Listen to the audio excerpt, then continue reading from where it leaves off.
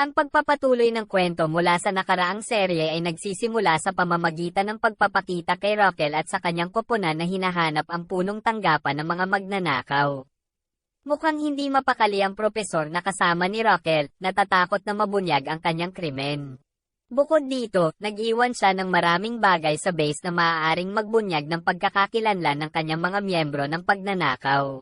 Ngunit sa hindi inaasahang pagkakataon, ilang araw bago dumating ang mga pulis, nilinis na ng propesor ang punong tanggapan at iniwan na lamang ang mga gamit ng Tokyo, Rio, at Berlin. Dahil alam na ng mga pulis ang pagkakakilanlan nilang tatlo, naisip ng propesor na mabuti kung iiwan niya ang kanilang mga gamit. Dahil dito, nadismaya si Rokel at ang kanyang team dahil mga sample lang mula sa 3 tao mula sa daan-daang ebidensya ang kanilang mahanap. Sa sitwasyong iyon, napilitan si Rokel na humingi ng tulong sa pinakamahusay na forensic expert, ang kanyang dating asawang si Alberto.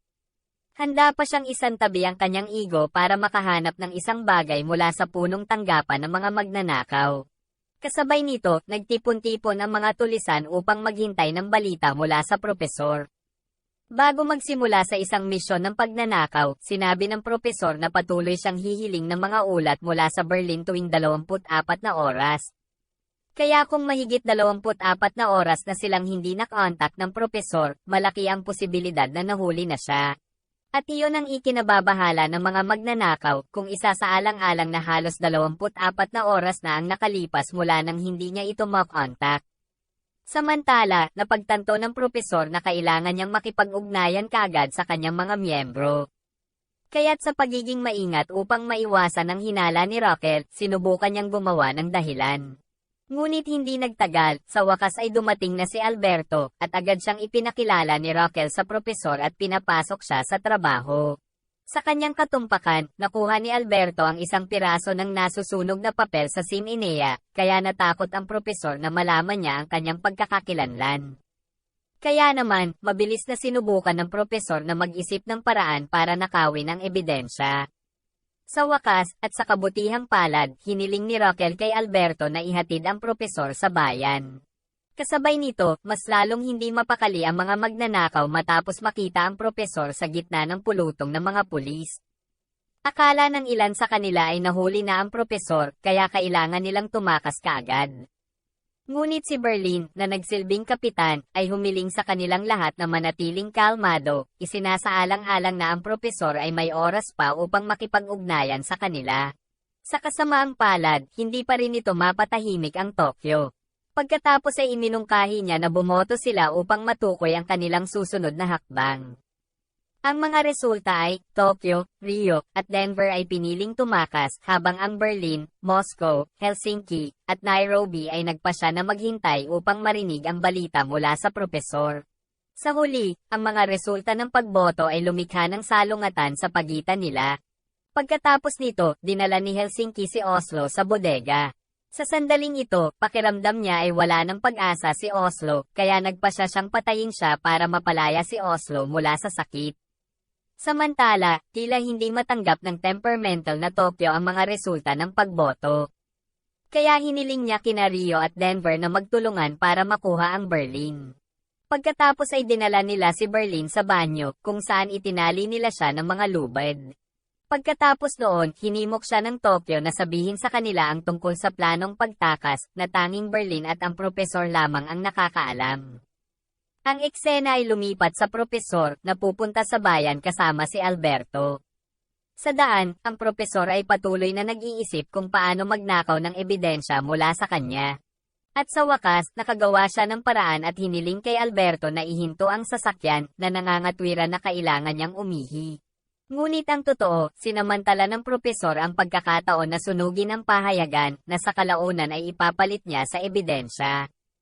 Para magawa yon, sinadya niyang pukawin ang galit ni Alberto.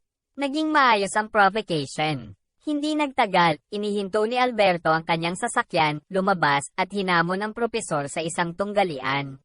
Ngunit mabilis siyang natalo sa propesor, na maaaring magpatamba sa kanya nang hindi pinagpapawisan. At pagkatapos noon, sumugod ang propesor para ipagpalit ang ebidensya sa sinunog niyang pahayagan. Ilang sandali pa, nagising si Alberto at agad na inaresto ang propesor sa mga kaso ng pananakit sa isang pulis. Bumalik ang eksena sa Tokyo at sa iba pa na nagbabanta sa Berlin sa pamamagitan ng pagsira sa kanyang gamot para ibunyag ang planong pagtakas. Ngunit pinili ng Berlin na manatiling tahimik, hindi pinapansin ang anumang sasabihin ng Tokyo. Ang katahimikan ni Berlin ay natural na mas ikinagalit ng Tokyo at sinimulan niya itong pagbantaan ng baril sa kanyang leeg. Gayunpaman, nanatiling kalmado ang Berlin. Mukhang nag-e-enjoy siya sa larong nilalaro niya. Ngunit hindi nagtagal, ang Nairobi at Moscow ay dumating sa wakas upang iligtas ang Berlin na hinikayat ang Tokyo na huwag sirain ang kanilang mga plano. Gayunpaman, lumilitaw na may sama ng loob ang Berlin laban sa Tokyo pagkatapos ng insidente. Inutusan niya si Helsinki na arestuhin si Tokyo at atali siya sa kama bago siya itulak ni Berlin palabas ng gusali, kaya agad siyang nahuli ng mga pulis sa labas. Nagulat ang propesor na nasa istasyon ng pulisya nang makita ang balita ng pag-aresto sa Tokyo. Gayunpaman, agad siyang nakaisip ng paraan para makabalik sa punong tanggapan at mailigtas siya. Sa kabilang banda, galit na galit si Ryo sa pagkakahuli sa Tokyo. Kaya nagrebelde siya, nagbanta na lalabas siya ng gusali. Ngunit tiyak na hindi matatanggap ng Berlin ang gayong pag-uugali, kaya't nilagyan niya ng droga si Ryo upang pigilan siya sa paggawa ng hindi kinakailangang kaguluhan. Samantala, dinala ang Tokyo sa tent ng pulisya para sa karagdagang pagtatanong. Dito sinisikap ni Rokel na hikayatin ng Tokyo na nagsasabi na ang kanyang sentensya ay mababawasan ng husto kung siya ay makikipagtulungan sa pulisya. Ngunit tumanggi ang Tokyo. Mas nagtiwala siya sa propesor kaysa sa pulis. Nagkataon, sa panahon ng interogasyon, si Rokel ay nakatanggap ng tawag mula sa propesor na pagkatapos ay sinabi sa kanya ang tungkol sa biglang pag-aresto sa kanya ni Alberto. Nang marinig ang nakakagulat na balita, agad na sumugod si Rokel sa himpilan ng pulisya. Pero bago dumating si Rokel, sinadya ng propesor na sinaktan at nasugatan ang sarili kaya natabunan ng mga pasa ang katawan. Tapos pagdating ni Rokel, pinaliwanag sa kanya ni Professor na may away sila ni Alberto. Pero ginawa niya yon para lang ipagtanggol ang sarili niya. Pagkatapos ay sinabi niyang sinimulan ni Alberto ang pagtatalo at binugbog siya hanggang sa matabyunan siya ng mga pasa. Nagalit si Rokel sa narinig, lalo na nang makita niya ang mga pasa sa katawan ni Professor. Kaya't pumasok siya sa silid ni Alberto at hinimok itong pakawalan ang propesor sa lalong madaling panahon. Sa kabila ng kanyang pag-aatubili, sa wakas ay pinalaya ni Alberto ang propesor. Samantala, natauhan si Ryo at agad na ibinulgar ang lahat ng sikreto ng mga tulisan sa mga bihag. Gayunpaman, inaresto muli ng Berlin si Ryo dahil sa kanyang ginawa. Bilang pinuno, labis siyang nadismaya kay Ryo na hinusgahan niyang napakabata. Pagkatapos ay itinutok ni Berlin ang kanyang baril sa kanya upang takutin siya. Ngunit naantala sila ng tunog ng telepono na mula pala sa propesor. Kinuha pa lang ni Berlin ang receiver nang biglang hampasin ni Nairobi ang ulo mula sa likod at nawala ng malay. Pagkatapos ay kinuha ni Nairobi ang telepono at humingi ng pahintulot sa propesor na palitan ang Berlin na itinuturing niyang hindi kayang maging kapitan nila. Pagkatapos bumalik sa tolda ng pulisya, inutusan ni Rokel ang pulisya na ilagay ang Tokyo sa bilangguan. Ngunit, nagulat si Rokel, bago siya umalis, inihayag ng Tokyo ang tunay na pagkakakilanlan ng propesor, isang lalaking nagngangalang Sergio Marquina. Hindi nag-aksaya ng panahon, tinawagan ni Rokel ang propesor at binati siya sa pangalang Sergio, na ikinagulat niya. Ngunit naitago pa rin niya ang kanyang ekspresyon sa pamamagitan ng pananatiling kalmado habang sinasagot siya. Kasabay nito, sa ibang lugar, inilagay si Ryo sa isang espesyal na silid para sa mga hostage. Dito, muling nag-iisip si Arturo na tumakas at si Monica at ang iba pang mga hostage ay sumang-ayon sa ideya. Pagkatapos ay ipinahayag ni Ryo ang kanyang suporta sa ideya ni Arturo nang hindi na nag-iisip pa. Pinayuhan pa niya ang mga ito na palitan ang kanilang mga larwang baril ng tunay na armas mula sa mga tulisan. Long story short, hinirang si Monica para tuparin ang misyon ng pagpapalitan ng armas. At nakita niya ang pagkakataong iyon nang suriin ni Denver ang kanyang mga paa. Kinabukasan, bumalik si Rokel sa tent ng pulisya na may planong bitag at arestuhin ang propesor gamit si Angel bilang pain. Una, magpapakalat siya ng mga kasinungalingan tungkol sa paggising ni Angel mula sa kanyang pagkawala ng malay. Umaasa na ang propesor ay maakit sa ospital upang patayin si Angel. Kung isasaalang-alang na sa puntong ito, siya lamang ang nakakaalam kung sino talaga ang propesor. Para dyan, maghahanda si Raquel ng ilang pulis na nagbabalat kayo bilang mga doktor at nurse para mabantayan nila ang pagdating ng propesor. Pero bago iyon, ililipat niya si Angel sa ibang kwarto para mapanatili itong ligtas. Sa kabilang banda, plano ng propesor na palayain ang ilang bihag upang makuha ang simpatiya ng mga tao. Kaya nakipag-ugnayan siya kay Raquel para sabihin sa kanya na handa niyang palayain ang ilan sa mga bihag, ngunit dapat itong i-broadcast ng live sa telebisyon. Makalipas ang ilang oras, dumating ang ilang reporter at cameraman sa Mint Building, kung saan sinalubong sila ng Berlin at ng iba pa. Pinili ni Berlin na magsalita sa harap ng kamera nang hindi nakasuot ng maskara dahil nalantad ang kanyang pagkakakilanlan. Sa wakas ay nagsimula na ang live na broadcast at pinanood ito ng mga tao sa buong bansa. Ang Berlin ay kumilos ng mahusay sa live na broadcast na iyon. Aniya, bagamat sila ay mga tulisan, hindi kailanman sinaktan ang kanilang mga bihag. Sa halip, binugbog ng mga hostage na nakatakas kanina ang isa sa kanilang mga kasama hanggang sa mamatay. Pinatunayan ito ng Berlin sa pamamagitan ng pagpapakita ng katawan ni Oslo sa harap ng kamera habang tinutukoy ang akusasyon na ikinakalat ng pulisya.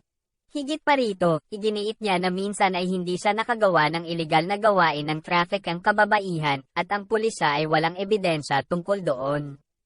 Sa hindi pagkakataon, lahat ng nakakaantig na kwentong sa bibig ni Berlin ay tinanggap ng publiko. Ngunit sa kasamaang palad, nalilito sila ngayon kung sino ang tama at mali sa kasong ito. Nang matapos ang live broadcast, nakita ng propesor ang balita tungkol sa pagkagising ni Angel mula sa kanyang coma. Kaya tinawagan ng propesor ang Berlin at tinanong ang kanyang opinyon sa balita. Ngunit nahulaan na ito ng Berlin na nagsasabi na 79 na bilang ito ay isang bitag na ginawa ng pulisya upang mahuli siya. Pero kahit ganoon, susuriin pa rin ng propesor ang katotohanan dahil may 1% pa ring pagkakataon na totoo ang balita. At kailangan niyang gawin iyon alang-alang sa plano nila. Kaya hindi napigilan ni Berlin ang propesor na gawin ang gusto niya dahil sigurado siyang makakatakas ang propesor sa lahat ng bitag ng pulis. Bukod dito, ginugol ni propesor ang karamihan sa kanyang pagkabata sa ospital at naniniwala siyang alam na ni propesor ang mga pasikot-sikot ng ospital. Lumipat ang eksena kay Raquel, sinusubaybayan ng ospital kung saan ginagamot si Angel. Sigurado siyang darating ang propesor para tingnan ang kalagayan ni Angel.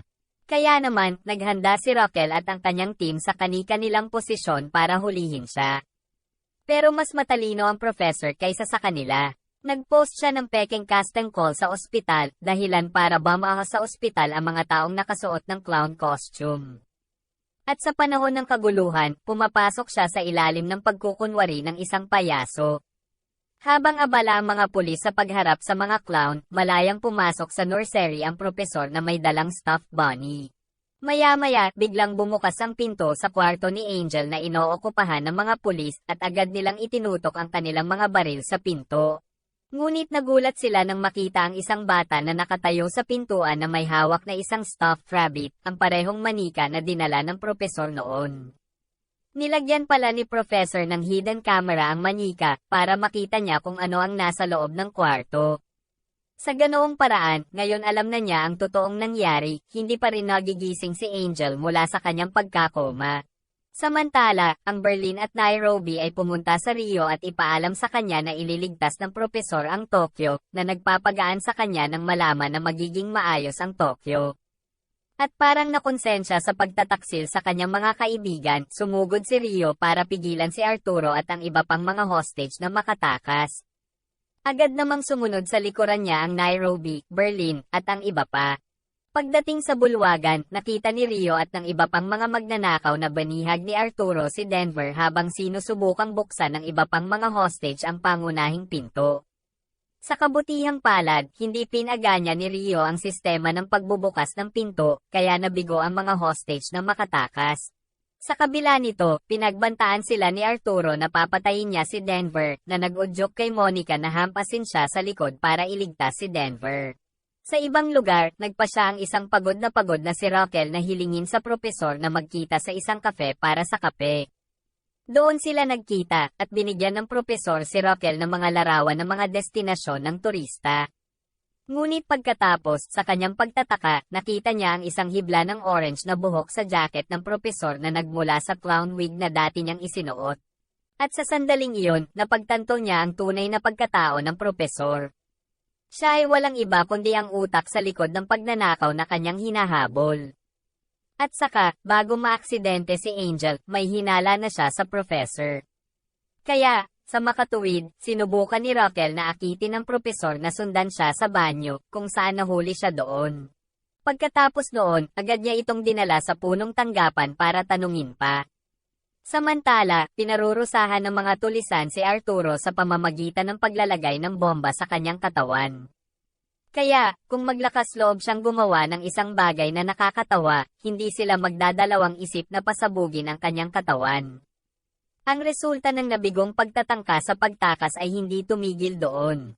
Kapitan na ngayon ang Berlin at nagsisimula ng maging mas mahigpit sa mga hostage para matakot sila sa kanya.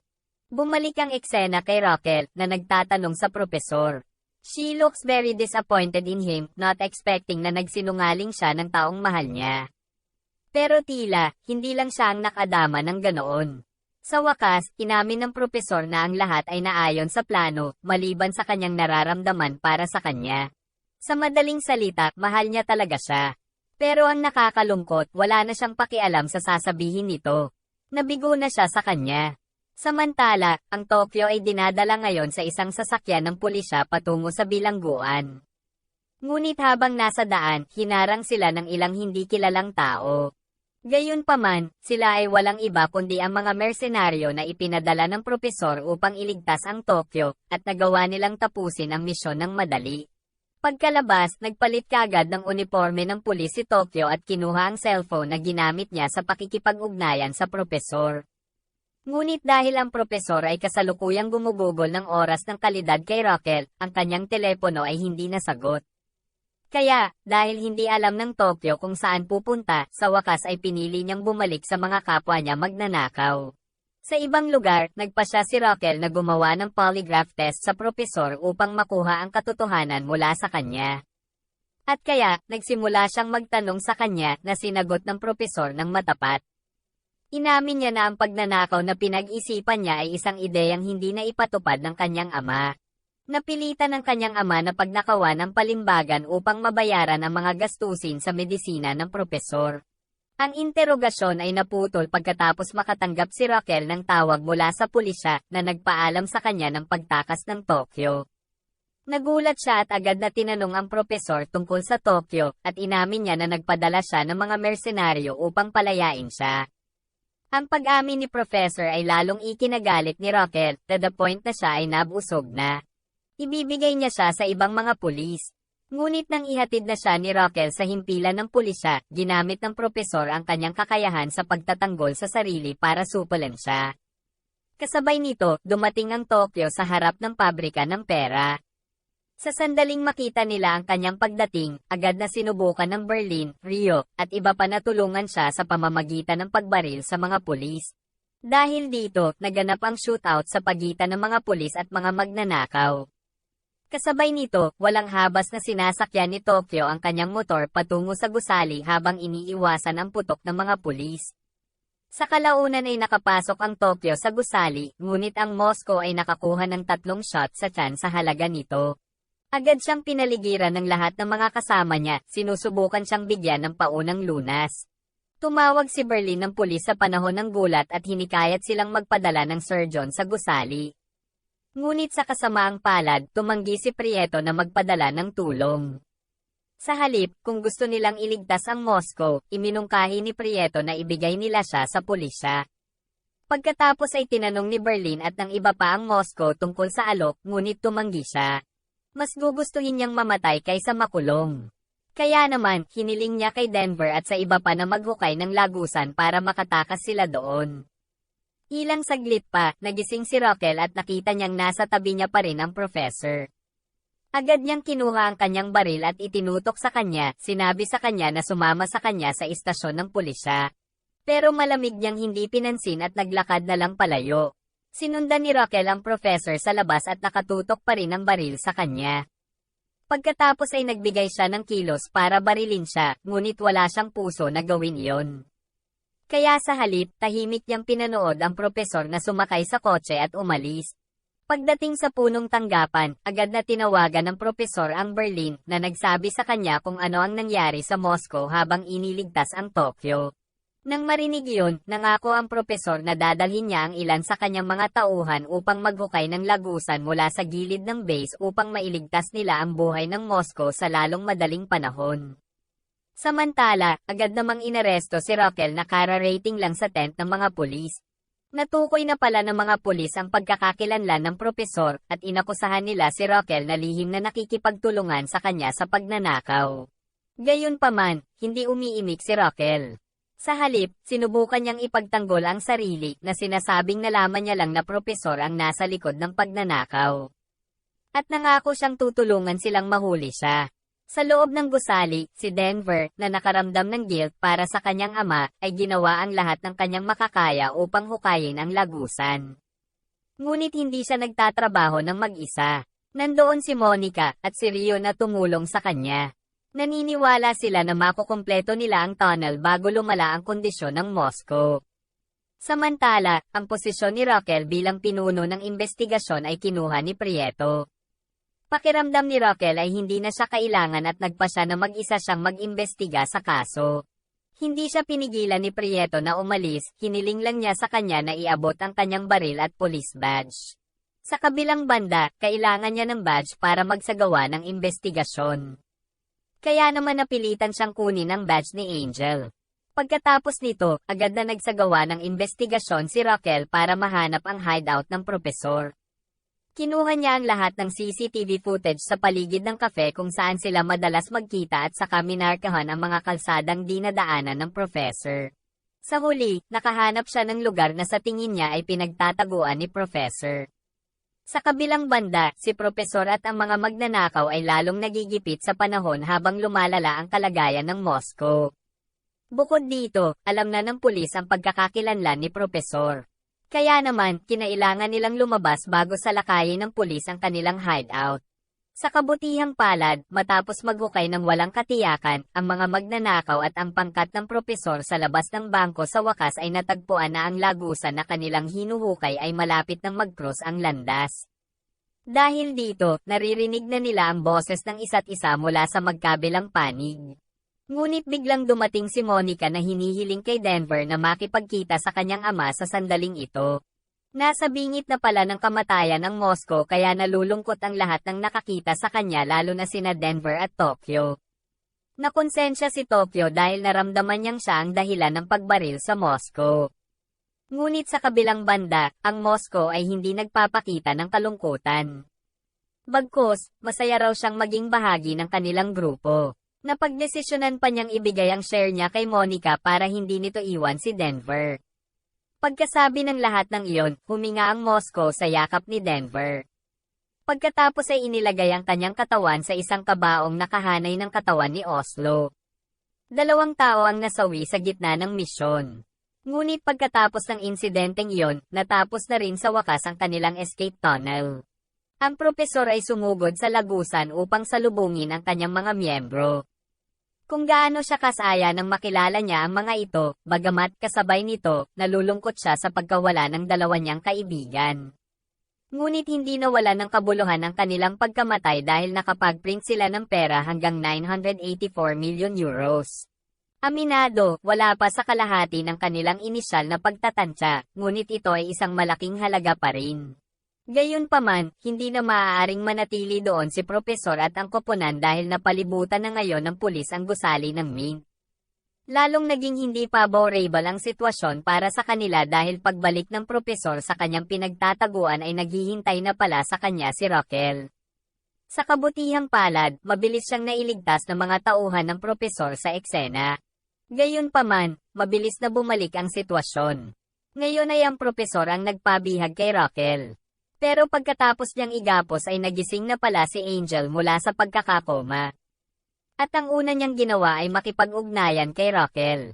Nang makita ang pangalan ni Angel sa screen ng cellphone ni Raquel, agad na nakaramdam ng pagkabalisa ang propesor. Natatakot siya na kung palayain niya si Raquel ay makilala niya si Angel. Ngunit sinisikap ni Raquel na patatagin siya, sinabi na kung hindi siya pupunta kay Angel sa lalong madaling panahon, itatanong siya ng mga pulis. At nag-aalala siya na kapag nangyari iyon ay magugulo ang mga plano ng propesor.